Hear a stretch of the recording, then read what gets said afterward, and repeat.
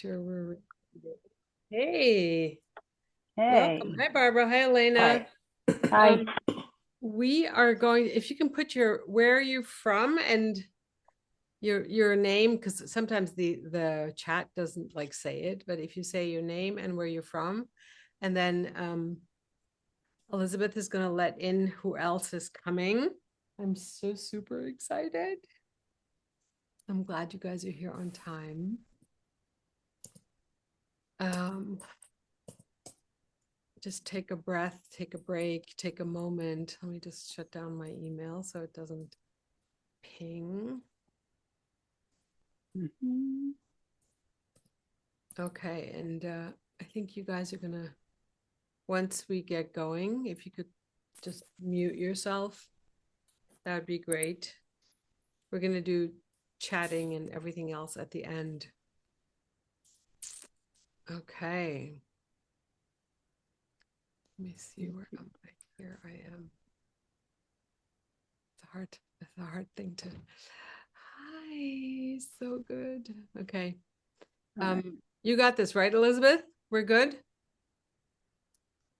Yep, we're good. Yeah. I want to wait like another minute. And so as everyone's coming in, I want to welcome you. And so great that you guys are here live and alive. And those of you who are watching this replay, I'm so excited that you're here. And I am going to, like, I went and washed my hands and I forgot to put on my ring. So let me do that because that's really, really important. I want to thank you for coming in and from the craziness and the rush of everything that's going on in the world and just being here on time. This is like a pause to get back into your body. It's an hour and a half for you and for nobody else. It's like a sacred space. And so every time I'm going to remind you of this, I invite you to grab something to write with so that you can do some writing later or in between if you want to jot something down. But mostly, I really want you to stay here and pay attention. Grab a cup of coffee, a glass of wine, get some water. That might be actually the best thing. Um, the you're going to be able to go back and watch this later. So, as much as you can, if you can stay present to what's here and what's going to be happening in the container of all of us, that would be great. Like I said, this time is for you. Nothing has to get fixed. Nothing has to be judged. I know the mind does that because we're all judging animals. But there's no right or wrong. This is just like a sacred container, a sacred space for a moment for you, just for all of us, not just you, for all of us to turn inward. And it's an opportunity for all of us to quietly within ourselves and maybe with the others to just become honest with yourselves, present and honest. Barbara, could you? Yeah, thank you. Thank you for muting yourself. I appreciate that. And when I say go inward and listen and be honest, it's like there's really no one out there. You know, we often forget that the understanding of who we are is already in here. We're like going out there, we're seeking things. And everything that we talk about in this year in this masterclass, whether it's about getting dressed, whether it's about the way you feel, the shape of your body, the awareness of your mind, the clarity that comes before the change, the cauldron that you're in, that this whole experience is just a classroom. And in many ways, every day, every life, every moment, every experience, every making love session, every getting dressed session, it's all an experience. And getting dressed for all of us, we may not have that at the forefront of our mind, but getting dressed is a very personal embodiment of an experience. And for many of us, this embodiment for many years or decades, subconsciously or consciously, has been influenced and guided, or should I say, pushed by fear. Because the spirit guides, the soul guides, and fear pushes and is harsh, and there's no grace. So, as I invite you into this space and you're just coming back into your day, because this is the end of your day, but you're still coming back into your day because this moment or the hour or whatever time we have together, it could be a 5-minute conversation that you have with a good friend. I invite you not to have a nice day. I invite you to make it a day that matters. And a lot of people say to me, well, why do you say that? That's a judgment. I'm like, no. What I mean by that is that at the end of your day, which is what I do, take inventory of what's happening as I'm falling asleep, is what could I have done better? What went really great? And what am I grateful for? Is inside of that, tucked, baked inside of it as I was baking bread today, is what matters. Like, did I make something matter? Did I make my words matter? Did I make my actions matter? And connected to all of that is the way we show up, the way we dress, the way we choose to go out into the world, empowered, loving. So I invite you just to take a deep breath, put your feet on the floor, and just for a moment, like feel your shoulder caps, feel the base of your neck, what's happening over there, what's happening in your arms, if they've been carrying a lot. It can be a mental load and you can still feel it in your arms. And so the understanding or this conversation of fear, a lot of people think fear is an emotion or is a thought or is a hostage taker. And it is, often it is.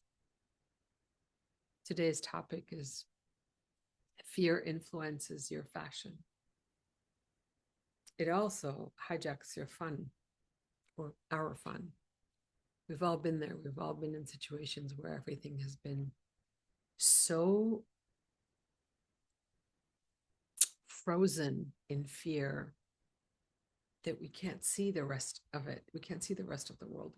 It's like it becomes myopic. Fear gets us to a place where we shrink and get smaller. And this fear in the conversation for us today edits our wardrobe. It edits our brilliance. It edits this gorgeous light that you are in the world. When I say hijack, I literally mean that. And many of us are not aware of it. We're not aware that our thoughts are kind of like pulling us into a different dimension, rather bringing us back into this body where we can feel the insides of our eyelids. So as you close your eyes and take another breath, just feel the insides of your eyelids if you can. And be with this moment like it's precious, delicate flower that's only going to bloom for a little bit of time. And the more you focus on the preciousness of this flower, the longer it stays blooming. And that's who we are.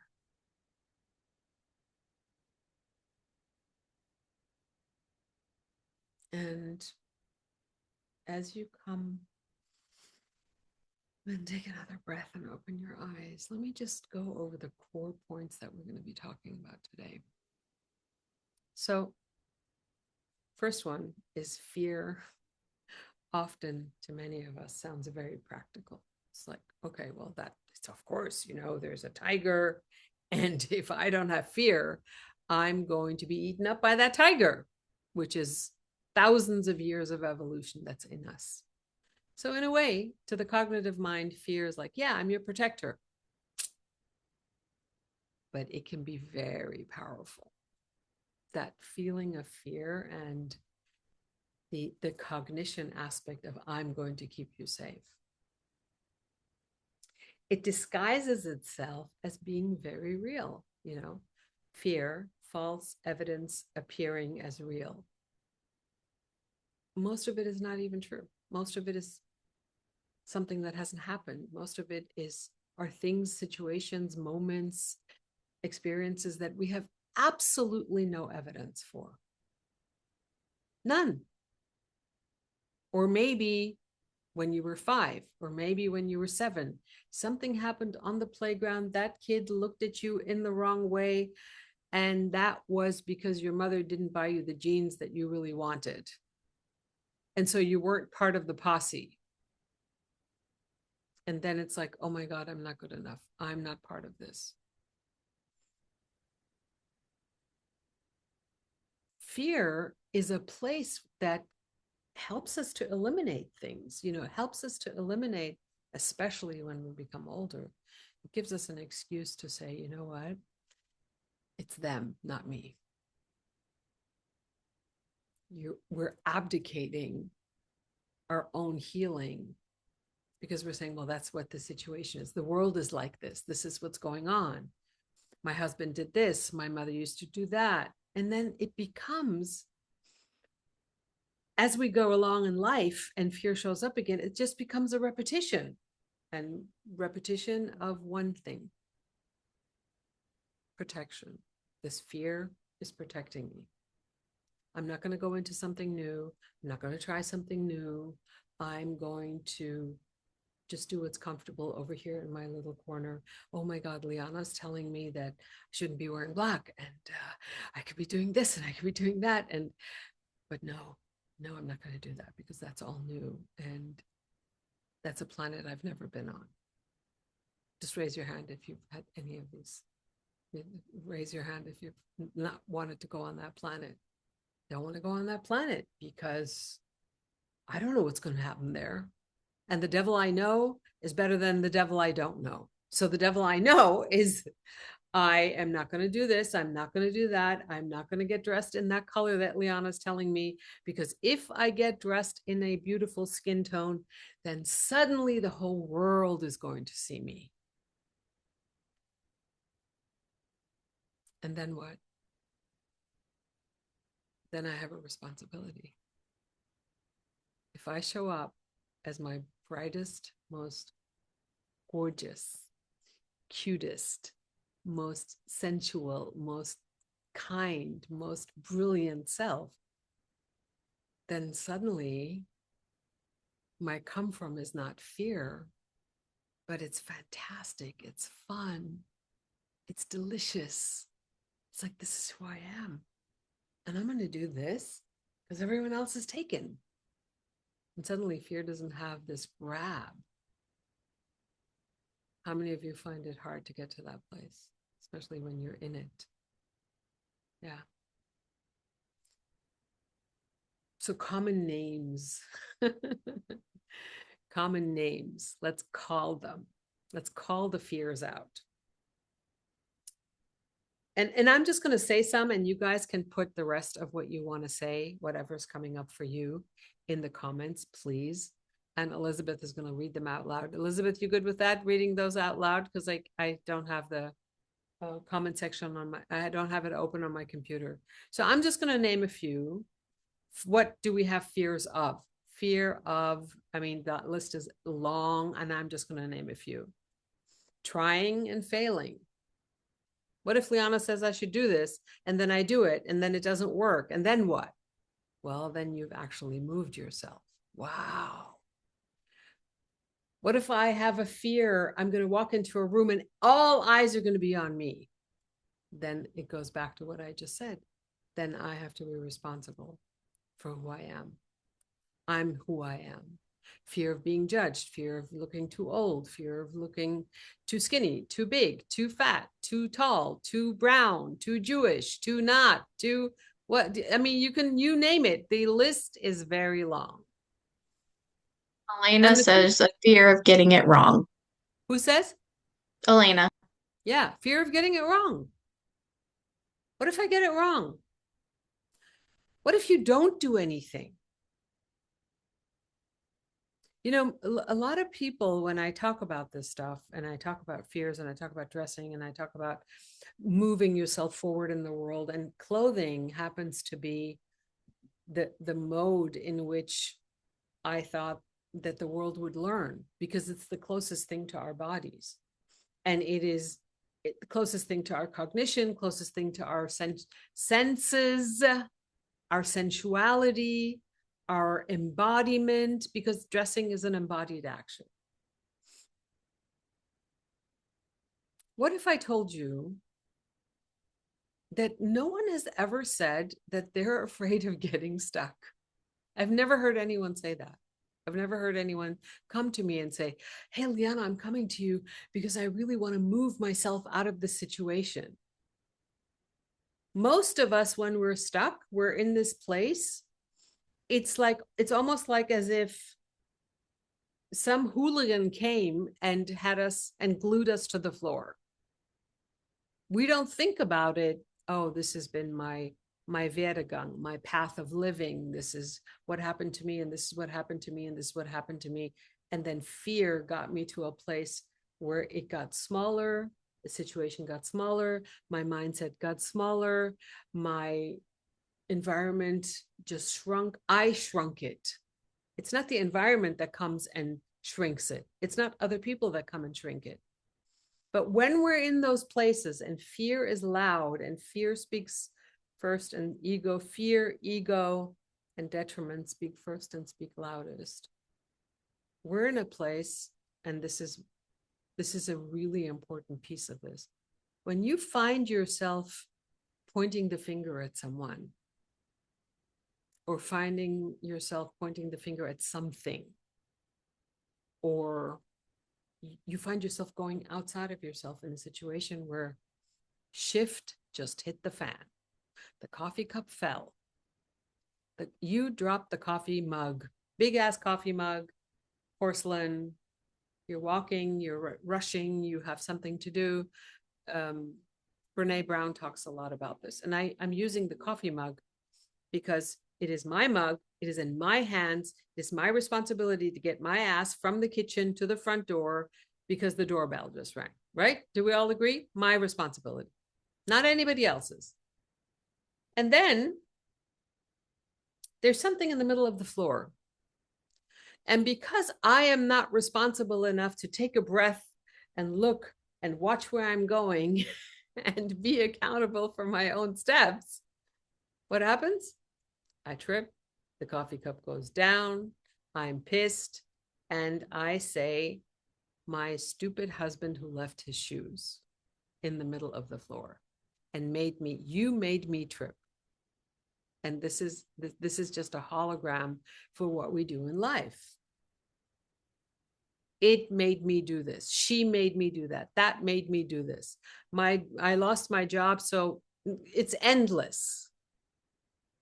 How many of you have had these experiences? How many of you just raise your hand? Yeah. And the conversation about fear is not just a conversation about fear, meaning it's like an all-encompassing thing. Elizabeth, are you there? I'm just going to let Maria in. I did let her in. Okay. Elena added fear of running out of time due to giving too much away and holding nothing back for self. Fear of letting people down. Yeah, fear of letting people down. Yeah. Look, we could be here until the day after tomorrow writing down fears. Do you agree? Are they going to be there? Yes. Are we going to get rid of them? I don't think so.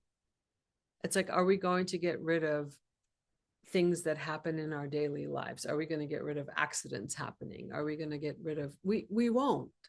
The tenets of image therapy, the foundation of image therapy.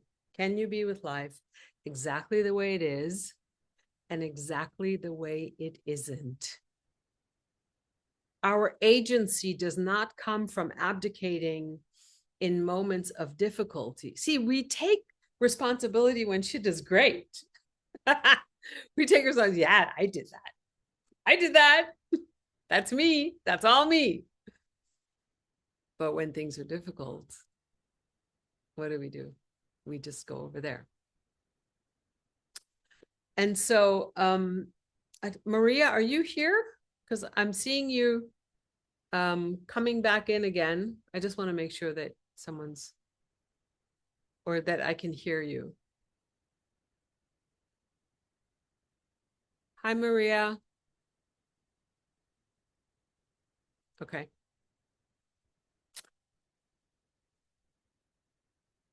So first and foremost, and the reason why I think fear is such an important subject to talk about at the beginning of this year in this masterclass, is that it's always going to be there. It's always going to show up. Just get comfortable with it. It's part of our brain. It's part of thousands of years of evolution. The tiger that needed to keep us safe, just now there's no more tiger. Okay. Now the tiger is sitting inside our head. Now the tiger is in our conversation with ourselves. Like I said in the last class, I think I said it. If not, I'm going to say it again. We don't need anyone to be beating us up. We don't need someone to be abusing us. We don't need abusive husbands, fathers, parents. We don't need people on the internet to be abusive to us because we're doing a perfectly fine job making ourselves wrong. And a lot of that comes from fear. What do you guys think is the biggest fear that we have? I mean, I think you each have your own, but what's like a citizen view of what could possibly be the biggest fear of a human being on a daily basis? You know, people say, oh, fear of public speaking, fear of talking about sex, especially when you're dating, money, like money, sex, public speaking are all up there in the fear realm. Being worthy. Being worthy. Yes, fear of being worthy. Barbara said being hurt. Barbara said being hurt. Yes. Yeah. Thank you, Ruth. Thank you, Barbara. And so here, one of the things that's really interesting is being worthy, Ruth, which is such a beautiful high level expression. You know, you have to have done a lot of work on yourself to be able to distill and distinguish the fact that the fear that you're experiencing is a fear of unworthiness. Would you agree? Is unworthiness the right word? Yeah. Yeah. Okay. Okay. So Elena, did you give us a word that you think is the biggest fear? I'm not looking at the chat. So. It's hard to explain because my fears are like, I have with work I do an immense fear when I see what's going on in the world around me, and because it affects my life and my children's life and everybody's life. Yeah, the but fear that I'm people, talking like on a daily basis. Like on a daily basis, I have the fear that people will not return back to humanity and get it before it's too late. But that's unfortunate. That's a byproduct of the work that I do with people. got it. Yeah. So okay, that great. is a That's fear. great. That's great. Thank you. So that falls into, you can just mute yourself again. That falls into, Maria, can you hear us? Hi, Maria. We're not, because your camera is turned around, so we can't, and you're muted, so we can't hear you.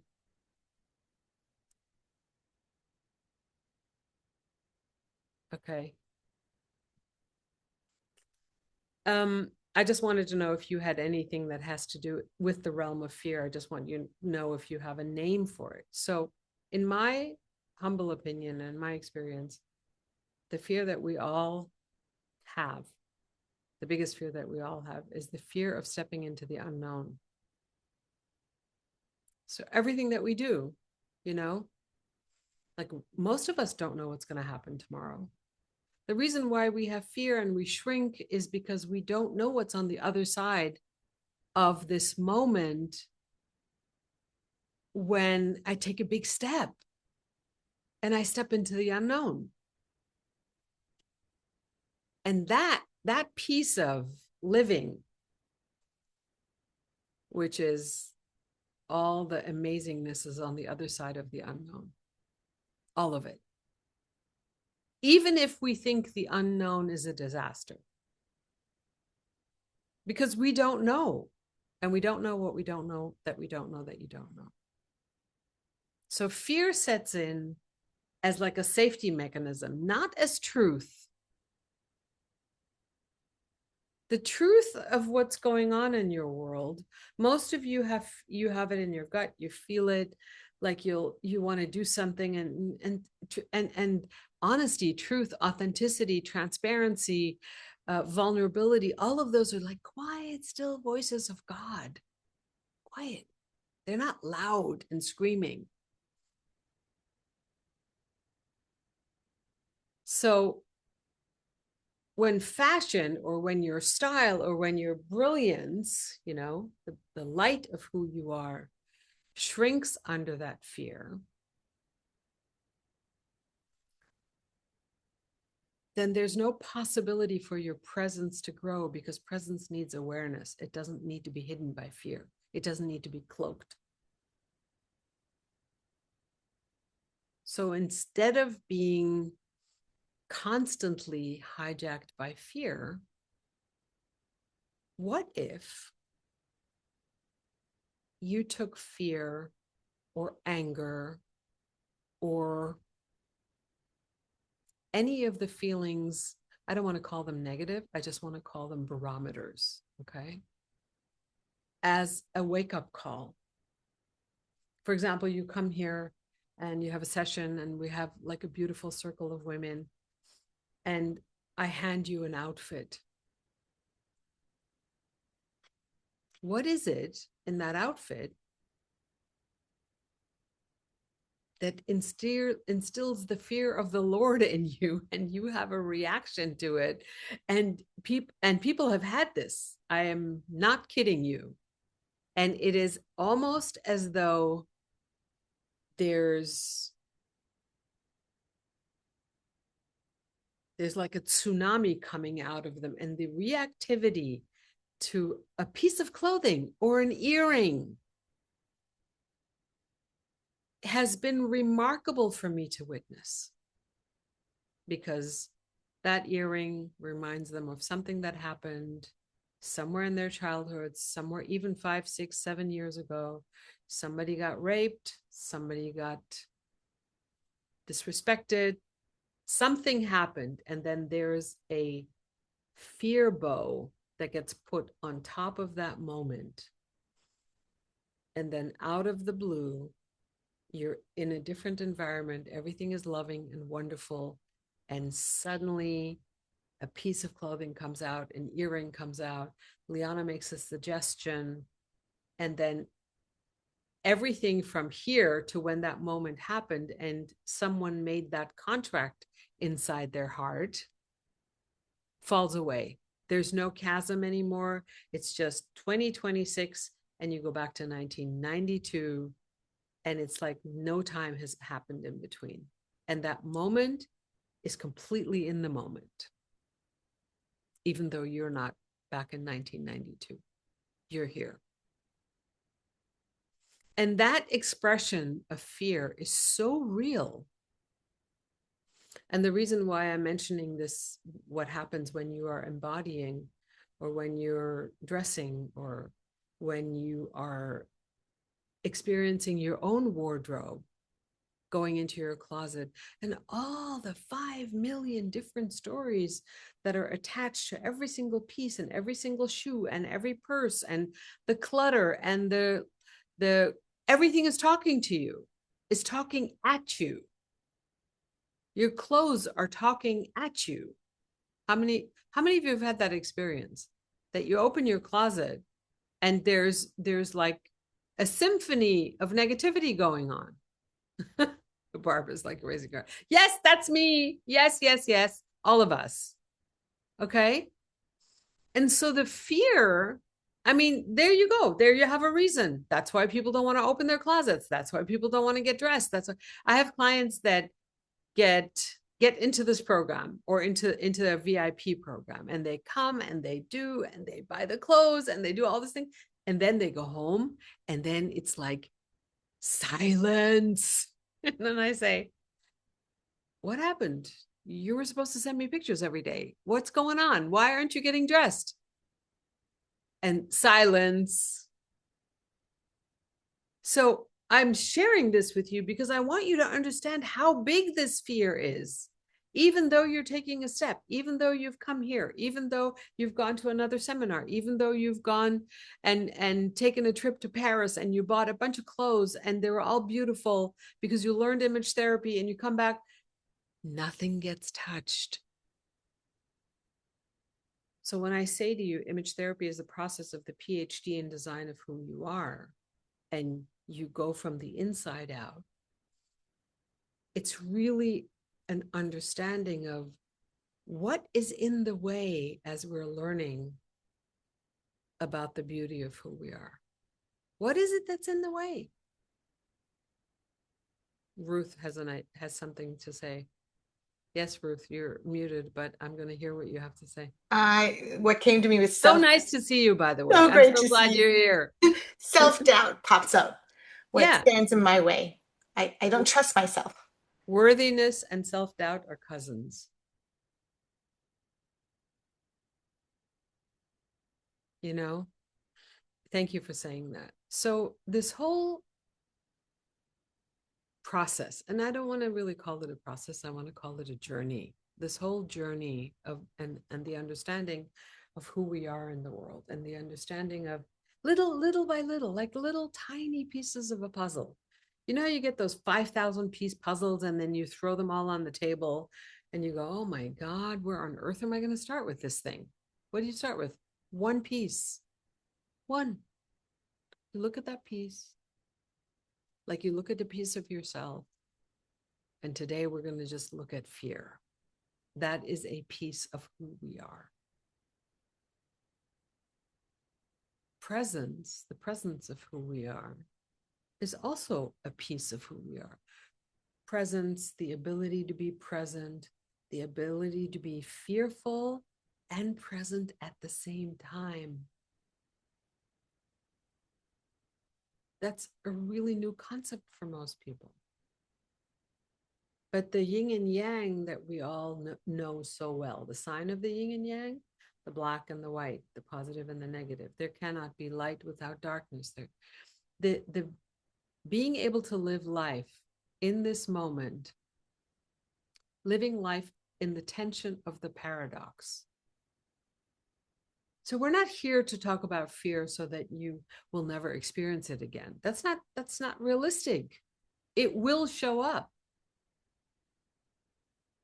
But what I want you to kind of marinate in and think about and talk about, and we're going to have a little bit of a discussion, is, can I take this fear because it has a place, it has a reason.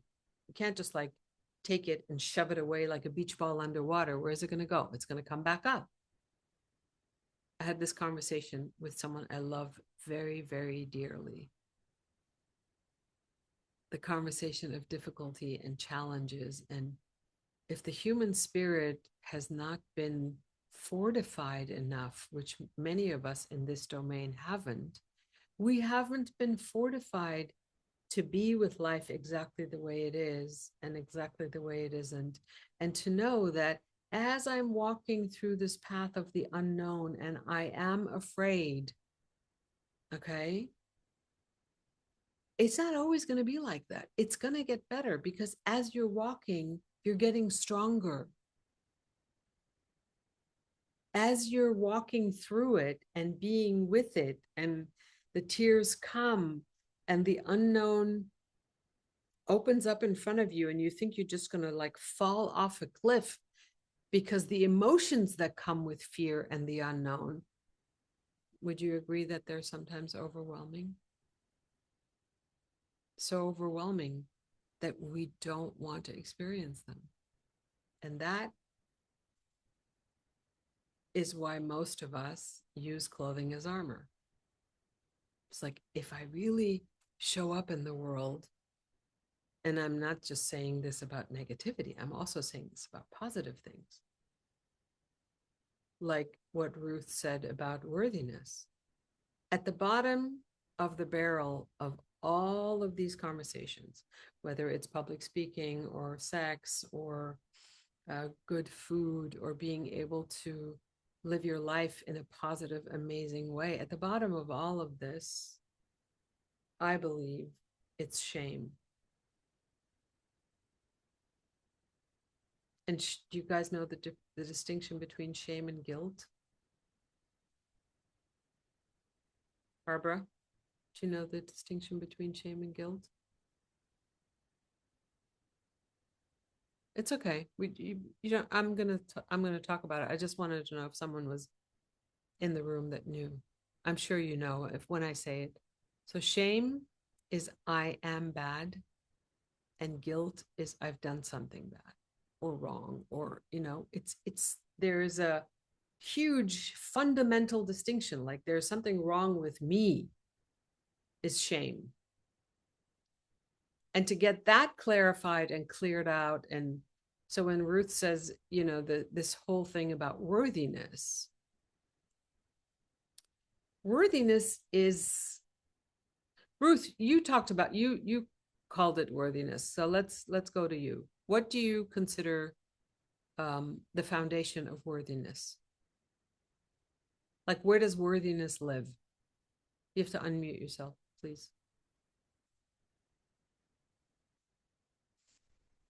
And whoever the wonderful person in that came with the iPhone, if you can unmute yourself later and let me know who that is so I can name you by name. Thank you. Sorry. Okay, Ruth.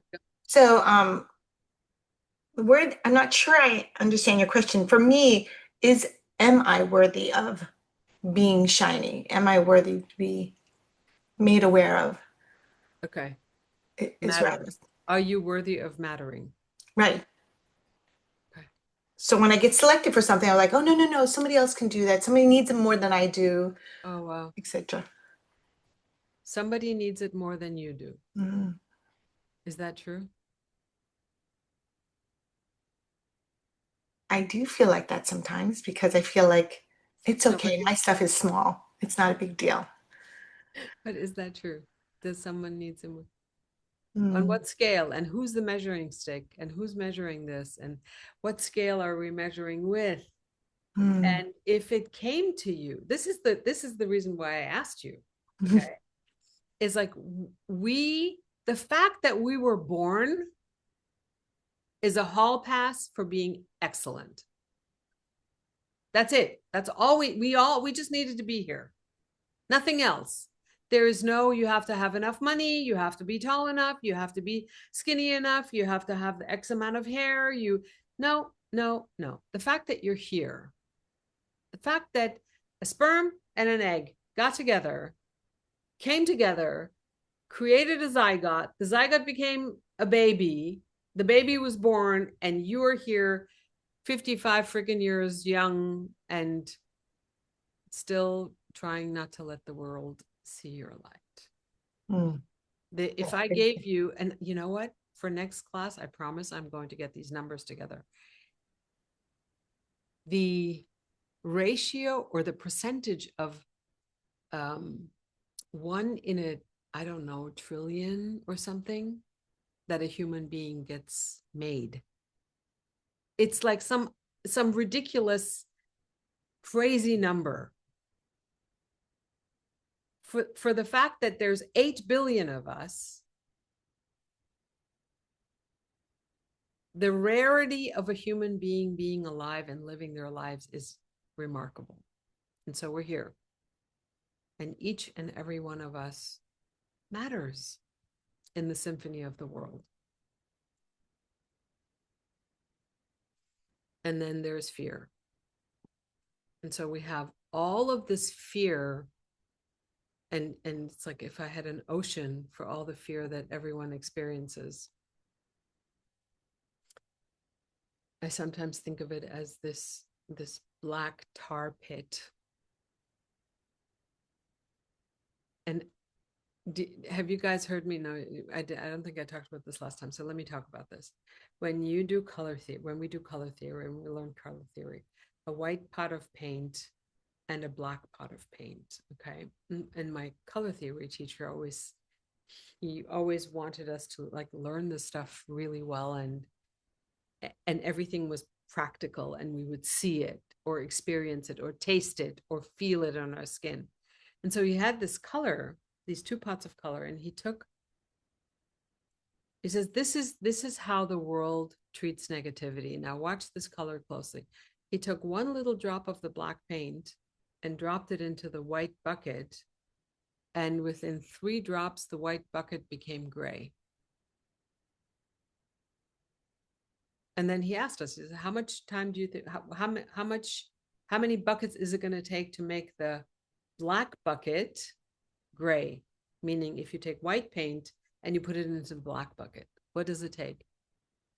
It took like 15 times the amount of what was in the black bucket to make it slightly charcoal. So I'm not talking about goodness or badness, but I am talking about the fact that it takes us as humans a huge amount of effort. Let's call the white the effort and the darkness the heaviness of the world, the difficulties of the world. Or it could be dark purple, it could be green, it could be chocolate brown. We are prone to letting our brain, because of fear, because of the tiger, because of the way we were raised in thousands of years ago, we are prone to let that, oh my God, fear, outside, tiger, to let that rule. Because in those days, it was good. It ruled for 5 minutes. You were there, you were fearful, you got all your adrenaline pumping, you were running, you got yourself to safety, and then it was over. Today, it's not like that. So the more fear we experience, and I say this to you, Ruth, because that's that worthiness conversation, okay, is deeply, in my opinion, is deeply based in fear. And look at what's going on in the world. Most of us are being made fearful. We were in COVID for so many years, and there was so much fear mongering going on. Now, whether it's true or not true, or whether we should have been careful or not careful, it's like, but it was like that was the leading conversation.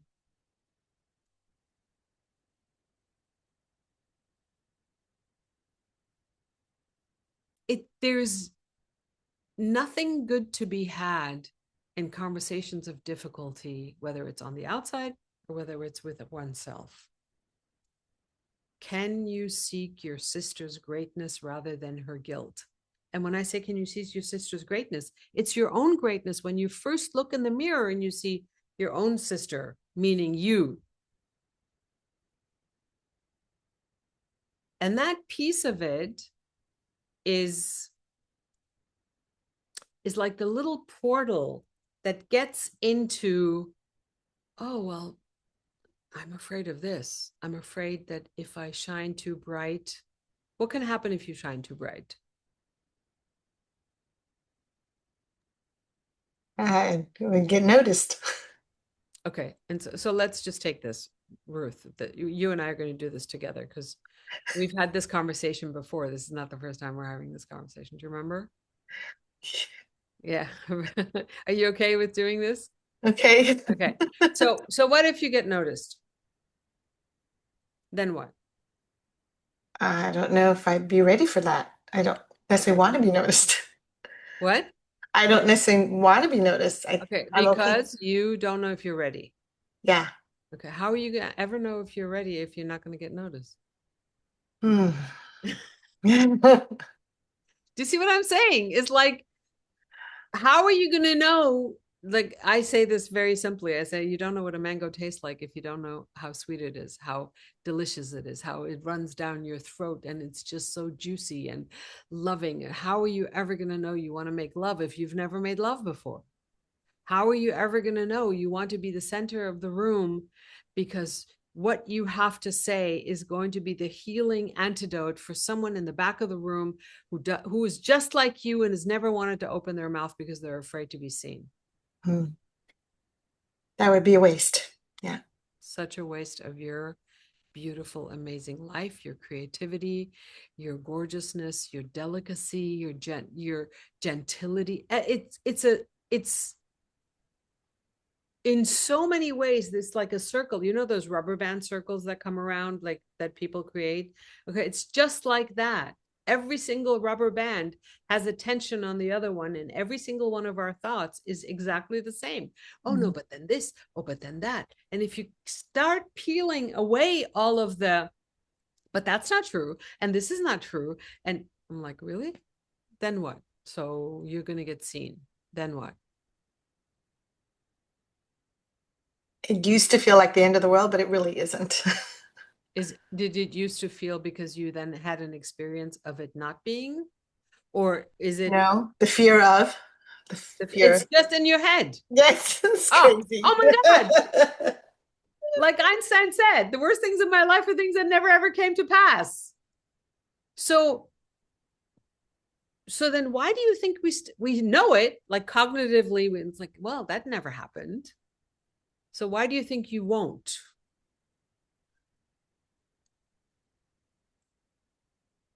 I would have to say lack of confidence in myself. Okay. So, yeah. So how does confidence get fed? Where does confidence grow? Where is confidence part of the satiety that we get from others? Do we get satiated by someone else loving us? Do we get satiated by someone else telling us we're good enough? Yes, because I think that too many times it's about needing approval. Okay. Let me ask you something else. And I'm saying this because I've been doing this for 45 years. I'm going to give you an example. If someone, whoever it is, man, woman, child, doesn't feel good enough, okay? And someone else comes up and says, oh my God, you're amazing. What do you think happens to that person inside their head? The person who doesn't feel good enough. Do you think that's going to make them full in the long term? No. Right. And so why do you think that doesn't make them full? Why do you think it doesn't work? Because they don't believe it. Right. Exactly. It doesn't, the praise and the love and the admiration doesn't fall on fertile ground. It falls into a hollow space of nothingness. And that's where we get imposter syndrome. You know, how many people have huge jobs and they're like, I should never be here. Someone's going to come knocking on my door and they're going to know that I'm a fraud. And they're not. That's why this work, and that's why I talk about fear, and that's why I talk about awareness, and that's why I talk about present, and that's why I say this work is the work that you do we do fearlessness doesn't come from the outside. Fearlessness is not even a situation that we can have for the rest of our lives. It's bring the fear. What did they say courage is? Feel the fear and do it anyway. Okay. Courage, the French word courage comes from cœur. To come from your heart. When we can come from our hearts and when we can just go, wow, I'm afraid of doing this, but I'm afraid of doing it because whatever the fear is doesn't really, it's like not really sensical. It's like, I don't even know. And then I can tell you millions of stories of people who stepped into the unknown. So if you just consider it the unknown, if you don't consider it the I'm not good enough, or I'm not going to get what I need, or those people aren't going to like me, or I'm going to look fat, or if I tell this man what I really want him to do to me in bed, fold me like laundry, then then I'm going to be ashamed. What if it's just the unknown? Everything that we are afraid of falls into the category of the unknown, because you don't know what's going to happen when you stand out. You don't know what's going to happen when you lose or let go of the weight. You don't know what's going to happen when, and something very challenging may happen. But behind that next challenge is another growth opportunity. And I know that that word has been so overused. However, it is a very true statement. I know clients of mine, Elena, we've had this conversation many, many times about the growth opportunities. And there are things that come into our life for a reason, a season, a lifetime, people, medical situations, things that they'll come and they'll go. People come, people go. What's the one thing that's steady? Barbara, what do you think the one thing is that's steady?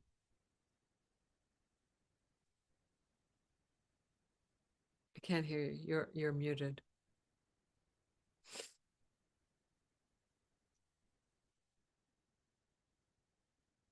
Our heart. Yes. Thank you. Our heart is steady. So if I say fear, if I tell you that fear wants safety, it doesn't want truth. Can you imagine that? Fear wants safety, and we don't always know what safety is. We think we know. Like we think, if I only wear these clothes, if I only show up like this, if I don't become too loud or too boisterous or too beautiful or too skinny or too sexy or too whatever, you just fill in the blanks, then I'm going to be safe. And then I go, okay, and then I'm going to go die. Like what's the use? When are we taking risks? And this is really the situation that I think a lot of us are in, is life is all about stepping into the unknown and taking a risk. And that's a hard conversation that many of us don't want to, like we fear, what was the list that I said earlier, all the fears that we have: fear of looking older, fear of being judged, fear of standing out, fear of all of these fears are just identity situations, like fear of looking older. Well, guess what? I got news for you. We're all going to get older. Some people say, I have a fear of dying. I'm like, guess what? It's going to happen. Okay. The conversation of dressing, loving your body, getting out into the world, stepping into the unknown isn't about the fear of trying and failing, or isn't about, how about you have a fear of being stuck? Like I said earlier, no one's ever said that.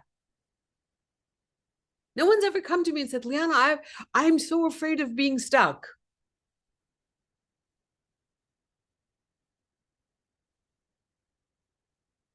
But I have this idea or this thought process after all these years of doing this work, that the fear of the unknown, in a way, is a very natural occurrence, because as children, we don't know. And yet, it's what's here all the time. It's always what's here.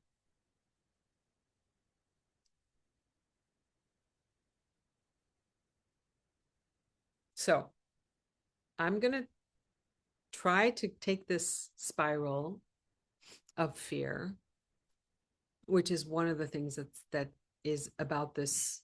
Today's masterclass is about, I have this fear. It's constantly happening. I have the fear of the unknown. I have the fear of my closet. I open it up and I'm like, oh my God, there's 3 sizes in there. I'm not skinny enough. I'm not tall enough. My husband doesn't want to make love to me anymore. Fear, fear, fear.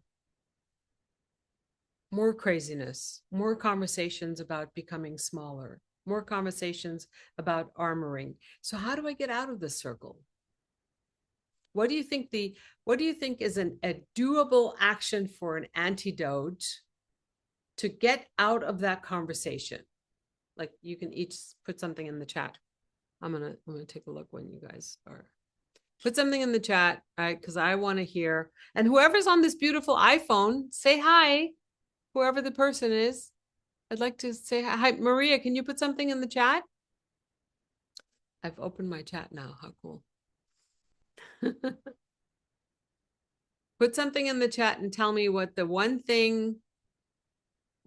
you think is an antidote to stopping this spiral in the circle of not good enough? I'm too heavy. I'm too this. I'm too that. Listen to happy music. Yes, that's great. That's great. Get moving. Yes, that's good too. But get moving is great, but how is it going to get you out of your head? How's it going to get us out of fear? And in this particular circle, I want you to do something that's really important. You have a closet full of clothes, right? Does every one of us have a closet full of clothes? Right. So the reason why I chose clothing in order to heal, why this is the healing art of image therapy, is because, do you remember when we were little and we would get dressed up and we'd like all get together and we'd get dressed up and we'd think, oh, put the crown on, go in the closet, take your mother's scarves, wrap them around your head, do all kinds of crazy stuff. So the embodiment of dressing. Keep listening and learning. Yes, Maria, thank you.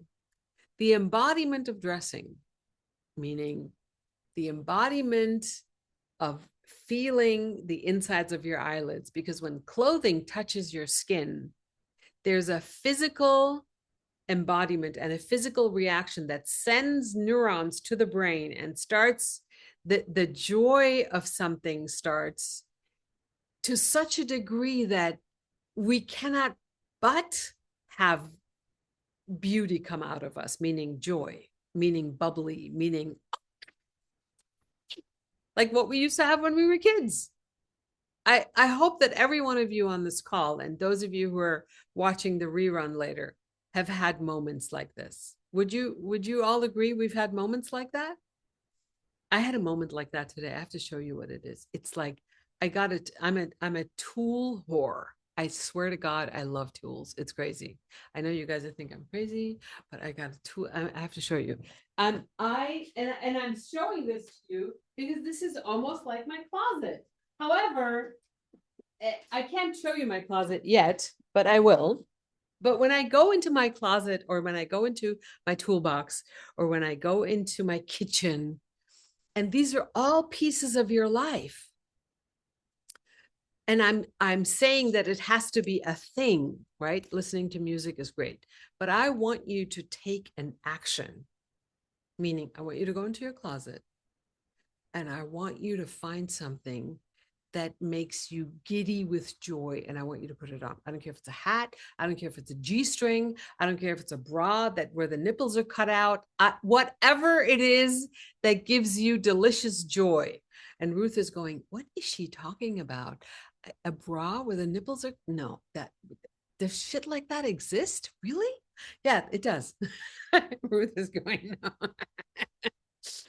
So I want you to take action. Okay, the reason why I'm showing you this tool that I have, which I think is absolutely the most magnificent thing ever. This goes into a box. Look at these screwdrivers, okay? And this is the screwdriver. And it has a USB port. And then you turn it on and look, it's got a light. And then these are all the tips.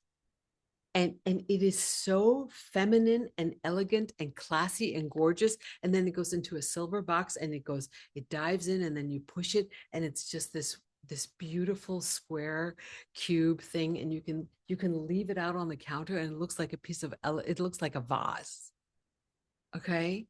And that makes me so happy. I want you, and I know that might sound ridiculous to some people, but it's like, once you start the upward spiral, okay, Abraham calls it the high flying disc. Once you get on a high flying disc, it's really hard to get back down there. Like, you don't want to get back down there because you go, man, I really like this feeling.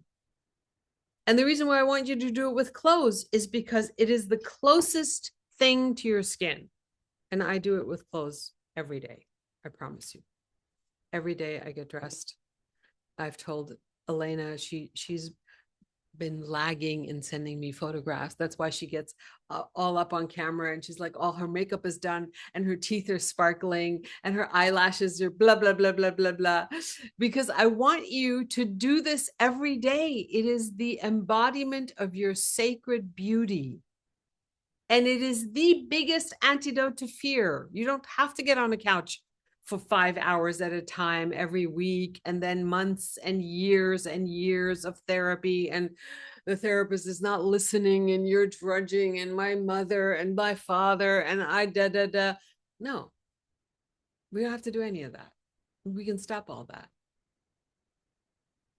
You can go in your closet and you can find something. I promise you there is something in that closet of yours, even though there's a lot of other things in there, but there's 1 or 2 or 3 things that you'll take it out, even if it doesn't fit you, and you look at it or you smell it and you put it next to your skin, and it will bring you so much joy. And that cracks the code of the downward spiral. And I say that to all of you because I've seen it here. Yes, here isn't in people's closets, but I've watched women who have been in such a deep state of depression for years. And it's not magic, okay? But I've watched women come out of that, not because someone told them they're beautiful, not because fashion said you have to have this, but because there's an inner barometer and an inner puzzle piece and an inner, I love this and this makes me feel amazing, that takes us out and takes us to the next level. Yes, there's a lot of work to be done. It's like exercising. Fortifying yourself and fortifying your spirit takes practice, takes daily action, takes daily practice. So Ruth, when I was asking you earlier, where does self-esteem live? Where does it come from? Where does self-scribing, self-authoring, where does that come from? That's what this whole year is about. What do you guys, each of you, what do you think the word is? Where does it live? Where does it come from? You can't go to the store and buy it. It doesn't come from another person. That's why it's called self-esteem. It's not called the esteem that other people will pour into you and then you will be full. It comes from within. Yes, but how does it get there? It's always been there. It's, Barbara said, it's in your heart. It is. However, then there's the armor, right? We come out of our childhood. We come out with the armor. We come out with everyone saying their own opinions about what it is that we're doing or not doing, or we're not tall enough, or not good enough, or the husband didn't think that we were sexy enough, whatever. And then there comes a point where you look in the mirror and you see what's really there. And so here's what I think. I think that the point for all of us to be at agency with who we are is the acceptance of who we are. Acceptance of what's here. Can you be with life exactly the way it is? Exactly the way it isn't. Can you be with you, with another wrinkle, with this sagginess, with the left boob hanging lower than the right, and going, well, this is what's here. Thank God I'm healthy. There's no cancer, but it's like we don't come to this place. We are often in so much fear, and that's how the fear gets in the way. So bring yourself some joy, whether it's a cup of tea, whether it's a piece of clothing in your closet. And now that you're sitting here, you can undo your mics and tell me, what is it, that one thing that's in your closet? Because you might have that.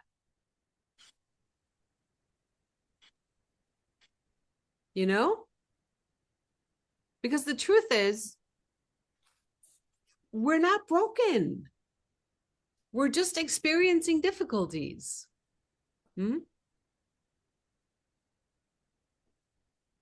We are experiencing difficulties. What's the one thing in your closet that off the top of your head you could say, oh yeah, I love that? What is that? My orange jumpsuit, pantsuit. Okay, orange. Obsessed. The burnt orange one. You know the one I'm talking about. Yeah, orange jumpsuit. Okay. Ruth, what's in your closet that you love? I have a long brown fake fur jacket that I love to wear when I go to a wedding and things like that as an overcoat. I love the way it makes me feel. It's soft. Lush and soft and sexy and beautiful and feminine. Yes, great. Okay, Barbara, what about you? A turquoise dress with 2 different patterns in it. And the yoke and gorgeous. And Maria, what about you?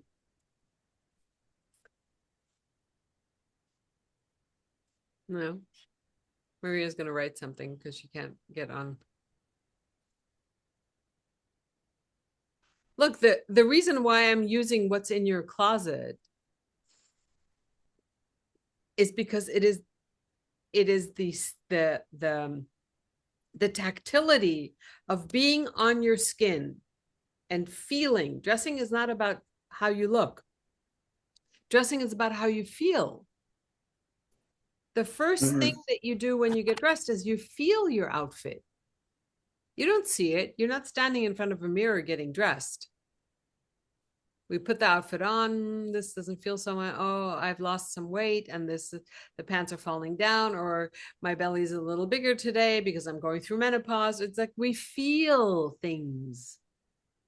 Okay. So I want you to do this with clothing because it's going to open up a whole new level of joy.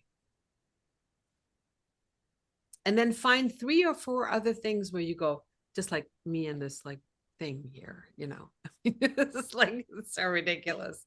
People think it's ridiculous, but look, you put it in here and then you push it down once it's in this thing and it's all like gorgeous, looks like a vase when it's sitting here.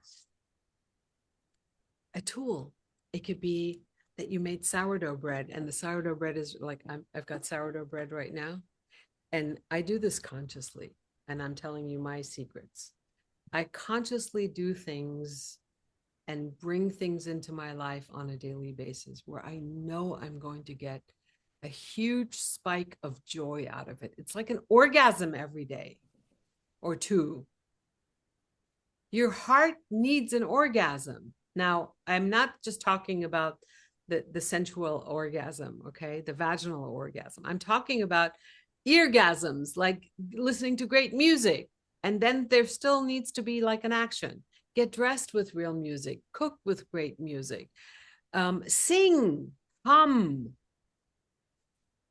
There are so many beautiful things you can do to get yourself up that spiral. Because I've got news for you, for all of us. Fear is always going to be there. The actions that we take towards asking it to go sit on the passenger seat rather than driving the car is what's important. And we all have agency to do that. Everybody take a deep breath. Can you all take a deep breath? I want to hear if there's something that's hovering in your mind. What stood out for you? Like, what is it that stood out in this time? What felt familiar? Was there anything that surprised you? Was there something that showed up, not even in something that I said, but something that showed up for you that surprised you? Or something that made So you, it's okay. not that it surprised me, it's that something I knew, but just hearing you say to be able to bring things that into my life every day that brings me joy. And it totally makes sense, right? And so why don't I do it all the time? So thank you. Thank you. Thank you. Why do you think you don't?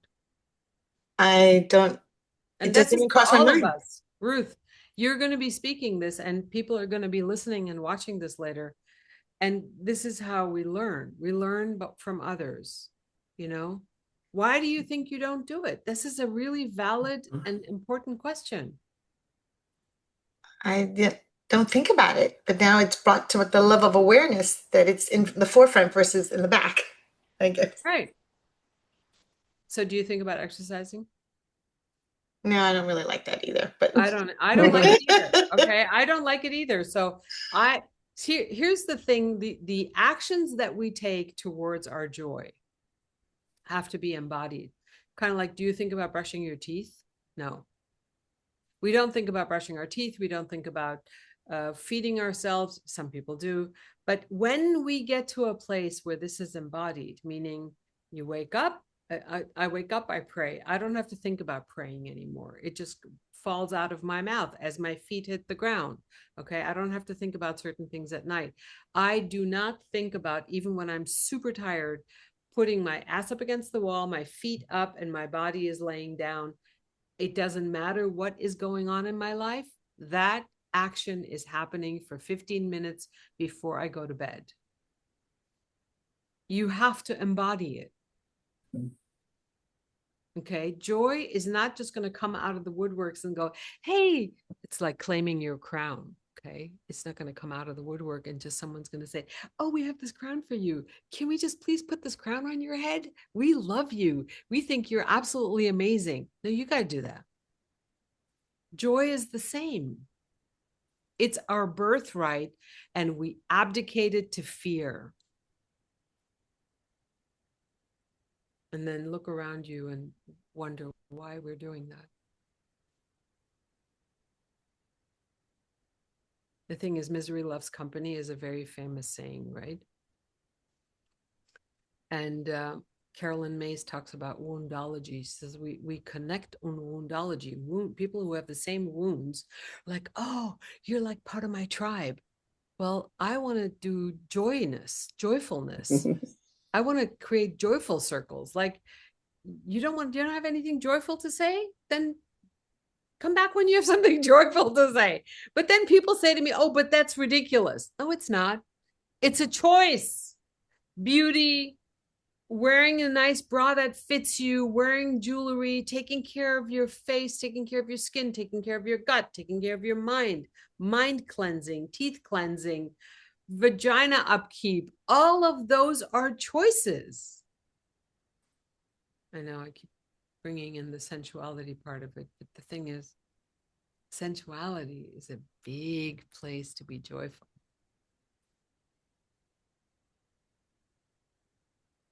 And it always gets swept under the carpet, sadly. So, what stood out to you, Elena?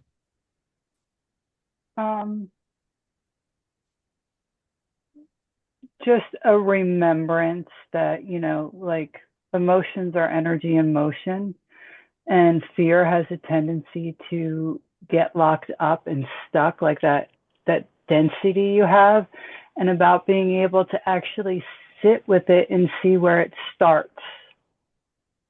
Yeah. So that you can, like, okay, this is where this fear is, because sometimes we're afraid of something and it's not exactly what the surface thing is, and then allowing the fear that underlying, allowing it to just flow, because fear gets us stuck and faith is forward moving.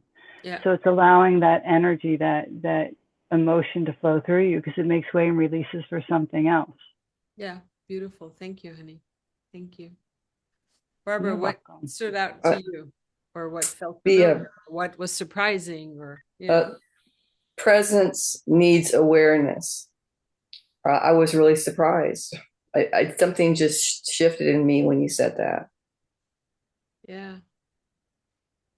It grows in awareness, you know?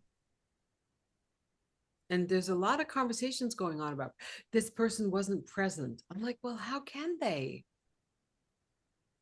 They're living in their head, not in their body. Okay. And they're all locked up. So when I keep saying to you guys, do something that brings you back into your body, lets you feel the insides of your eyelids. When you're in fear, okay, when you're like, oh my God, when you're in fear, and you know what the signs for you are in fear, right? That is an invitation to feel the insides of your eyelids, to go into the closet, put something on, go to the, even if you can't do anything else. In program, they say if you don't know what to do, go wash dishes in the 12-step programs. The reason why they say go wash dishes, I think, is when you have hot water and suds on your hands, you're in your physical body. You can't be in your head. So feel the insides of your eyelids, get into your body. That's an antidote to fear, to breaking the cycle of fear. And that's part of being present, Barbara. Yes, presence needs awareness. It thrives on awareness. And acknowledgement, by the way. Yeah, beautiful. Maria, we still haven't heard your voice, but that's okay. And whoever the iPhone is, hi, iPhone, whoever the person is. So nice to see you and not see you. Would love to say hi, but you're not there. So let me just close the circle by letting you know and reminding you nothing has to change. Nothing. You don't have to change anything. Just be present with it. Be present and have an awareness of what's here. Because awareness itself is already movement. That's why it's so powerful, Barbara, by the way. Because awareness itself is moving. You know, my granddaughters called me last night and she said, Nana, I don't want you to worry about me. And I said, the fact that you have the awareness and the recognition that your Nana is concerned, you know, that's huge. That is huge. So having the awareness for yourselves, for your own body, for your own mind, for your own voice, listen to your gut, listen to your belly when it's hungry.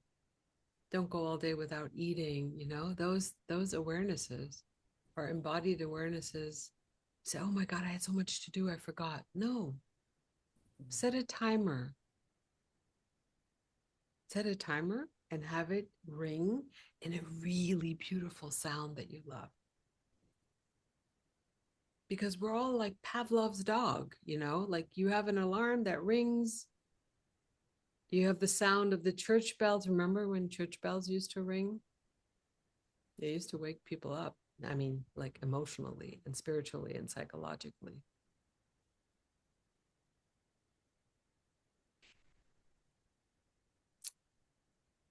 And when you get dressed, be gentle with yourself.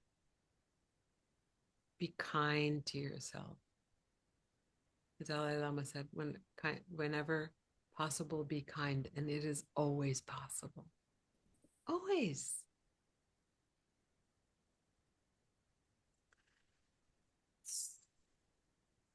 Shake it off, like the dogs say. Shake it off, shake it off. Okay, so in closing, and as we move forward, I want you to all unlock your phones and give me one word. One word for today.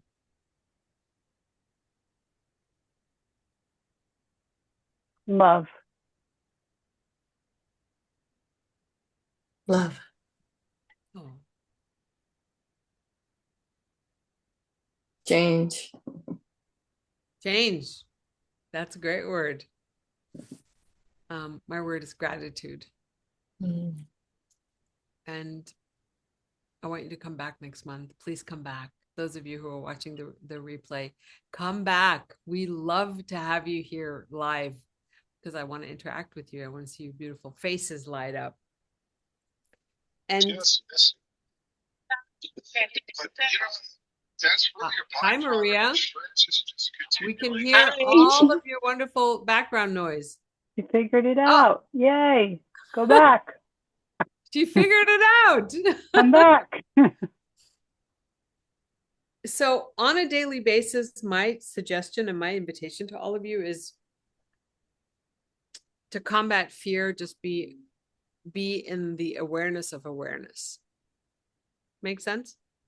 So as you go through this next month until our next class, that's my invitation to all of you. And write about it. Come to the Facebook, come to the Instagram lives if you can. I'd love to have you there. Sometimes I bring people on camera. It doesn't always work, but try. Elena and I have tried it. It hasn't always worked. Yeah. Ruth, bring friends, tell this to other people, have them come join us.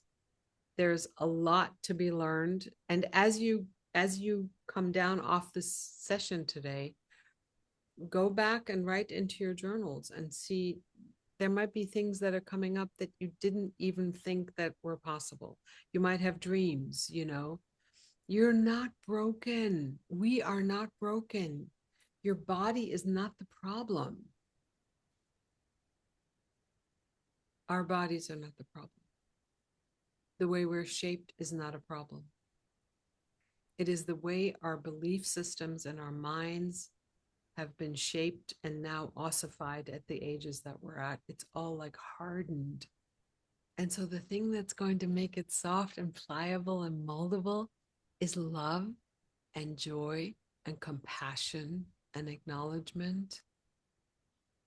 Here, first and foremost, seek your sister's greatness rather than her guilt, because that's what's going to soften. That's what's going to show it love, self-esteem. Esteem yourself. You don't need anyone else, because that flame comes from within and you have it. Nothing can put that out. Nothing. I love that you guys are here. Thank you for being here. Thank you. Thank you. Thank you for your creating this space. One last thing. Anybody? One last thing? We're good. Oh, look at those hearts. Yeah. Thank you. And my dears. it just being able to be in each other's energy and being open to connect and feel each other and authentically see each person for who they are. And Ruth, I have to tell you, you are one of the most beautiful, precious beings with your energy. And there is like this, I'm not even going to say just this angelic being within you that's just waiting to have you allow her to be set free, that part of you that's just absolutely glorious.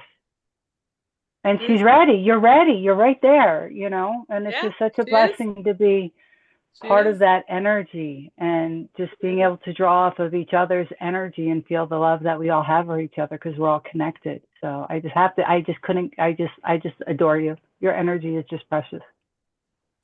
Just beautiful. Wow. Thank you. Thank you. Thank you. You're welcome. Thank you for being here. And I send you all lots of love, and I will see you next month. Thank you for your words. Thank you for bringing your light and your love. Thank See you soon. Thank you. Ciao. Bye. Bye.